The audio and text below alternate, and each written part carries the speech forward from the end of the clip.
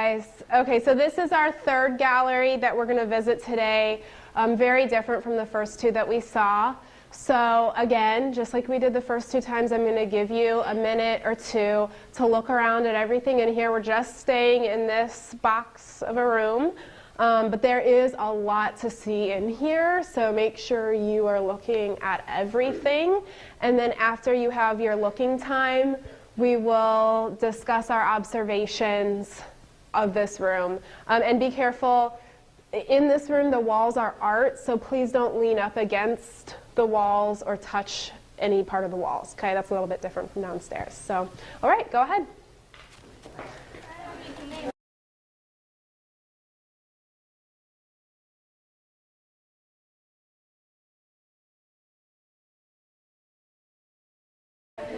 All right, guys, we are gonna huddle back.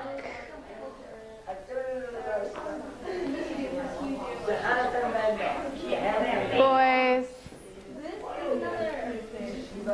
are you guys ready? Let's come back to the center and kind of discuss. Sorry.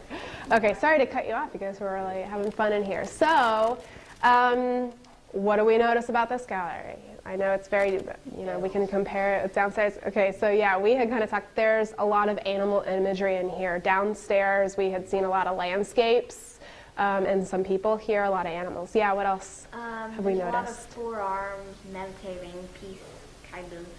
Okay, so one thing kind of like we got some non-realistic things going on because there are four arms, and then you also notice that a lot of them appear to be meditating or in a state of peace. What did you see that made you say that they're meditating? This and that.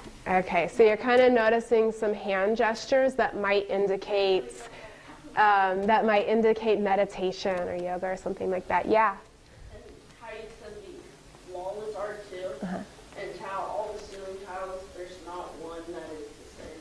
Yeah, so I'm glad that you took the time to investigate the ceiling. The walls and the ceiling are also art in here, and noticing that all of it, like, very intricately carved, and they're all different. Yeah. When I walked in, I was so overwhelmed because there's so many things everywhere, and all these figures all around the wall. They all have their own, like, individual, and they have their own story to tell. So it's kind of overwhelming. Sure. Okay, so the whole space worked as a whole for you, and kind of like you were kind of hit by, like, there's a lot of stuff in here, and they all seem to be doing something different. Any other ideas of how we could describe this space or how it's different from downstairs? Yeah. It might have been like a worship hall because there's a lot of figures of God in here. Okay, so thinking about the function of this space, I mean, I told you that the walls and the ceiling are art, but thinking beyond that and what was its original purpose, you're thinking it could be some type of a worship hall or a temple or something like that, because you're noticing that there are a lot of figures who could be gods. And what did you see that told you that a lot of these figures are gods? Okay, yeah, just the way that they appear, a lot of the things that they have on them. I know there are still hands up, but we're going to do an activity right now, and we will have more chances to talk after that. What we're going to do in this space is you're going to do this individually, and you're each going to get a woe card and a haunt card. And what I want you to do with these, the woe, I mean, obviously that's something that really captures your attention that you really like. But I kind of want you to think in terms of, like, you guys are all in junior high and high school. Think about like a thesis statement of why that artwork is so awesome. Like, if you had to write a paper, I'm not going to make you write a paper, but if you had to write a paper, if you had to write a paper on why you chose that artwork out of everything in here, like, what would be that thesis statement, that you chose that one. And this one, with the home one, and this is kind of self-explanatory, I want you to put it down in front of something that puzzles you, but I want you to think in terms of research questions. So not just like, oh, I don't understand this, but try to kind of think of some questions that you could ask yourself and the rest of us to help us dive deeper into it. Okay, so we're going to have 1 to 2 minutes to look around again to pick our artworks. Again, don't put it inside the little alcoves, put it on the wooden floor underneath. If you want to pick something on the wall or the ceiling, kind of put it like next to the blank wall or like just in the middle of the floor or something like that, so I know what you're talking about. And then after a minute or two of selecting our artworks, we'll talk about some of them. Of course, I won't be able to get to everybody's, but yeah. Once you get your 2 cards, go ahead and look around.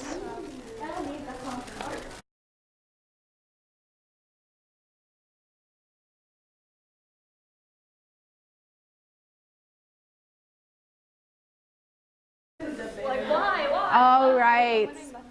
If you are still selecting, you can kind of put yours down. But we are going to talk about a couple of these artworks, and I want to come over here and start with this one because there's like a million woe cards over here. So let's gather. Even if you did not pick this one, but you want to contribute something to the conversation, please do, because of course we're not going to be able to get to everyone's selection. So I want to make sure everyone has the opportunity to talk here. So, so with this one, why was this so intriguing? And also kind of think about what would be your thesis statement to, say why you picked this one. It's an elephant, man. Okay. So, but tell me more about that. Why does that make this one so much more special for you than everything else in here? Just okay, just the mixture of the animal and the human is sure. Okay, so what aspects, let's look at this closer. What aspects are animalistic and what aspects are humanoid in this? Yeah, go ahead. The limbs are more human than Okay. the middle part. Yeah, the legs and the legs, the belly, and the belly button. That's a very specific human thing. And then the face of the elephant here. That Any kind of of it- tips me off a little. Anything else that stood out to us about this one? Okay, now I'm going to ask you guys a question, and I know I wasn't prepping you for this, but what might this be for? What might the purpose be of an object like this? Yeah. It might have been something that needed to offer a sacrifice. I just read the first Like an sentence. idol of a god. Okay, so maybe it's an idol of a god that people come to worship in front of and make offerings to. What tipped you off about that? What about this makes it look ritualistic? Can't get the word out. Yeah. Well, just kind of its stance and and what it's standing on. Okay. Yeah, it's kind of up on this raised pedestal, and then also that stance we had kind of mentioned earlier about the meditative stance of some of these. It's like that calm but also commanding stance. So maybe it's a ritualistic thing. And make sure you guys are careful of the walls, okay? Yeah. What else might this be used for? Yeah. Stop that. I think when people think of India, they think of the gods and stuff, and this is what we, for some reason, we most see. And sometimes he's in the kind of the meditation position on like one of these, one of those throne thingies. So I think that's kind of why we think of him as a god, because we see him whenever we. Okay, so for you, and you know a lot about Indian culture, Yes. It's your heritage, and so for you, and maybe for some of us also, maybe not, but that's a recognizable figure within the Indian culture, maybe not in that stance, but in other meditative stances. So maybe it kind of speaks to what our thoughts are already of the Indian culture, and that's why it's one that is so whoa. I will be seeing a lot of this later this year. So, yeah. Let's investigate this one over here because there's also like 10 million cards in front of it. Yeah, a lot of question cards. Okay, so I told you to think about one that puzzles you, but also I wanted you to think about some questions that could help us investigate this and understand more about it. Because remember, when curators or art historians or archaeologists find or acquire a new artwork, they don't necessarily know right away what it is either, and they have to research it to be able to write these labels and name it and give a date to it and a culture to it. So those research questions are important. So why is this puzzling, and what are some questions that can help us to understand it? And I want us to kind of also pick through these questions together. Yeah. Well, I was it was kind of interesting because when we went to China, there was a man standing on top of someone, and this person was standing on top of someone too. Okay, so you're comparing it with some artworks that we've seen, that you've seen in the ancient Chinese galleries, and noticing the specific action here of this person stepping on someone. And I know I heard someone before asking the research question, why is he stepping on this figure? Some of you said it kind of looks like a baby. Let's think about that, and that's okay. Let's think about this a little bit more, and you guys can get a little bit closer. What do you think the purpose of this is? If this is a symbol for something, if this is a sign telling us something about this artwork, what might it represent? Yeah. Just that he's conquering or he's over something, or I think that's a beating something. Okay, so it could be that this figure is conquering whatever this figure is down here. So it could be that symbol of power or of conquer. Yeah. Mine's kind of same. Thinking since she's stepping on the human baby, I'm not sure what it is. It's kind of a sign of being above everyone else. Okay, yeah, so Maybe that's why with the same downstairs, he looked very important, and so that's why he was stepping on somebody. Okay, yeah, so going along with the idea of like conquering but showing importance. And then I heard you also talking about his posture. How does the posture of this figure add to the fact that he's stepping on this other figure? How does it all relate? Graceful. So if you're conquering someone, you kind of have a little bit more power if you do it with grace, or if you do it with control. Yeah. And I was wondering why he has like fire in one hand and then like some time. Okay, so another research question for us. What do these things symbolize here? We've got 4 arms, and they're all doing something different. You notice that this one looks a little bit like fire. This, something else someone said, maybe like a time and hourglass or something like that. What might these symbolize? What might they signify? How can they help us understand this artwork? Yeah? Maybe it shows that like he's like controlling time and energy. Okay, we can associate fire with energy, right? And if this is in fact an hourglass, so maybe like kind of those cosmic principles of time and energy and things that give us life, maybe this figure is in control of them, just like he might be in control of the figure underneath. One more idea, yeah? Or maybe like in a certain amount of time something's going to be burned or something. Okay, so maybe it's a symbolic for the future, to think about what might be happening in the future. And I wish we could have gotten to everyone's, but I think we had a really great conversation about these 2 pieces.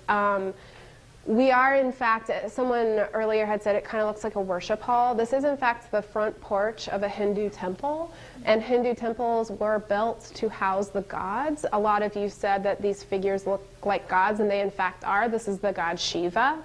So a specific god within the Hindu culture and religion. And we were kind of picking apart all the different things on Shiva, and we could have talked even more. He has this thing on the back of his head. He has this jewelry on his head and around his waist. But we kind of picked apart some of these symbols, and they are, in fact, so this is a figure of ignorance, which we didn't get to that, but you guys did talk about how he's conquering him, right? And the balance and the control of his body. And with that balance and that control, he's conquering ignorance. And Shiva is also the god of rebirth, rejuvenation.